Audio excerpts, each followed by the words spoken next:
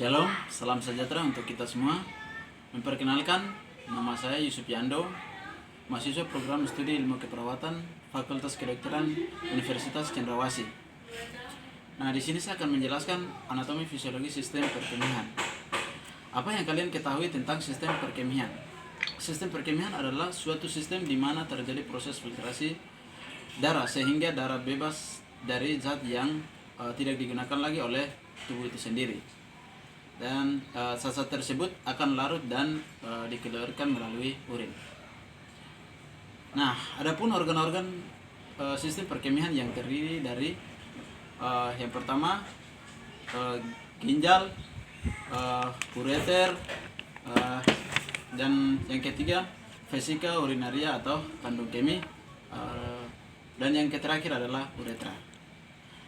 Nah, adapun fungsi dari organ sistem perkemihan ini ialah ginjal berfungsi sebagai filtrasi darah, sebagai regulasi volume dan tekanan darah, sebagai regulasi keseimbangan asam dan basa, dan sebagai regulasi cairan dan osmosis darah, dan sebagai sintesis kalsitriol, dan sebagai sekresi renin dan eritroprotein, dan sebagai detoksifikasi radikal bebas. Lalu yang kedua adalah ureter. Ureter adalah fungsi penghubung urin dari ginjal menuju ke vesikal urinaria. Lalu selanjutnya ada fungsi vesikal urinaria, itu berfungsi sebagai tempat penampung urin sementara sebelum urin dikeluarkan melalui uretra. Lalu organ uretra berfungsi sebagai tempat keluarnya urin dan menghubungkan urin dari vesika urinaria untuk keluar. Nah, selanjutnya saya akan menjelaskan tentang anatomi sistem perkemihan. Nah, adapun anatomi sistem perkemihan yang pertama adalah ginjal. Ginjal itu memiliki berat sekitar 125 hingga 150 gram. Terdapat sepasang yaitu kanan dan kiri. Untuk ginjal sebelah kanan lebih rendah dibandingkan ginjal sebelah kiri. Karena ginjal sebelah kiri di atasnya terdapat hepat. Lalu ginjal itu letaknya pada bagian area abdominal atau area perut. Lalu ginjal dilapisi lapisan pelindung, yaitu ada lapisan yang pertama vesicula renalis, lapisan adipose tisu, dan bagian kapsul renalis. Lalu ginjal juga terdiri dari dua bagian, yaitu yang pertama bagian korteks atau bagian luar, dan yang kedua adalah bagian medula atau bagian dalam. Korteks itu terdiri dari berjuta-juta nefron.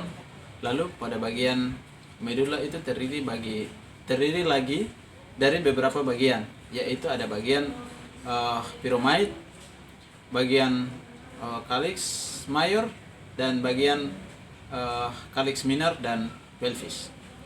Lalu selanjutnya ialah nefron. Nefron merupakan letaknya pada bagian area korteks ginjal, yang mana nefron ini memiliki fungsi struktural sebagai alat penyaring filtrasi darah.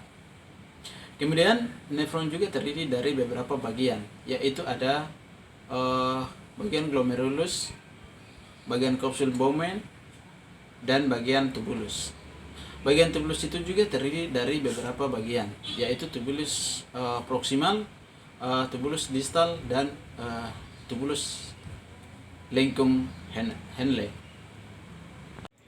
Selanjutnya, bagian kedua ialah ureter. Nah, ureter itu merupakan saluran penghubung antara ginjal menuju ke vesikal urinaria, yang mana ureter itu memiliki panjang sekitar 25 hingga 30 cm dan diameter sekitar 1,7 cm.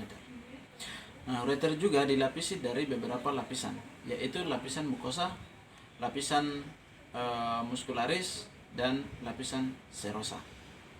Ureter juga terdiri dari beberapa bagian, yaitu ada bagian pars abdominal, pars vesikal, dan pars intramural. Lalu organ yang ketiga adalah vesikel urinarial.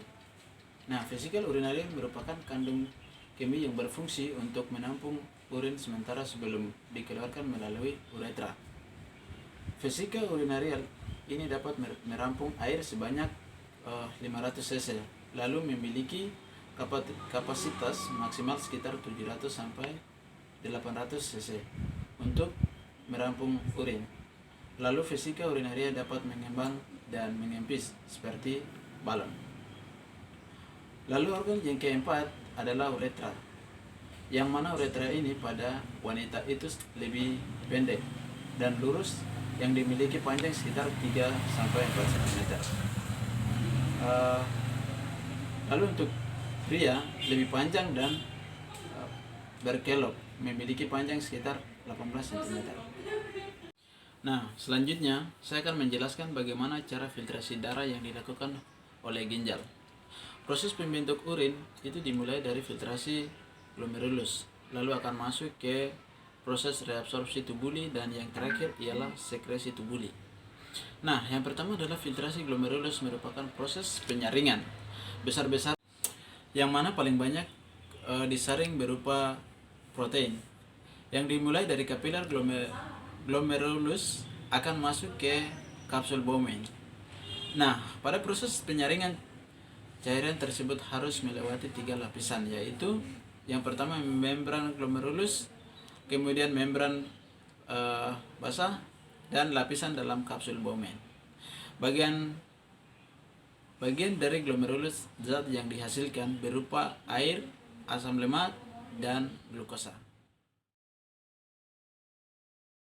Lalu yang kedua, reabsorpsi tubuli, merupakan perpindahan zat dari lumen tubulus ke plasma kapiler peritubulus.